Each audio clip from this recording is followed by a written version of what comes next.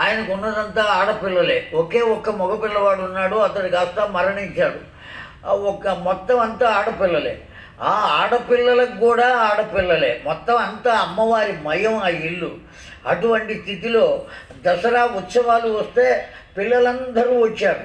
ఇల్లంతా ఎట్లా ఉన్నదంటే బెలబెలమంటూ మొత్తం అంతా అమ్మవార్లతో నిండిపోయి ఉన్నది. వాళ్ళందరికీ గాజులు వేయించడం కోసం శాస్త్రి గారు ఏం చేశారంటే ఓ గాజులు మలారం వాడిని పిలిచారు. ఆ రోజుల్లో భుజాన మలారం వేసుకుని ఇంటింటికి తిరిగి అమ్ముకునేవాళ్ళు గాజులు వాళ్ళు. అవునా కాదా అండి? ఈ ప్రాంతంలో కూడా నేను మొట్టమొదట్లో ఇక్కడికి వచ్చినప్పుడు అట్లా ఓ పెట్టెల్లో పెట్టుకుని నెత్తి మీద పెట్టుకుని తీసుకొచ్చి అమ్మేవాళ్ళు. ఎవరిని ఆడవాళ్ళని రోడ్డు మీదకి వెళ్ళనిచ్చేవాళ్ళు కాదు. ఆ విధంగా ఉండేది. ఇప్పుడు అసలు ఇంట్లో ఉండని బట్టల అర్థమైందండి, మొత్తం రోడ్ల మీదే. అది పరిస్థితి. అయితే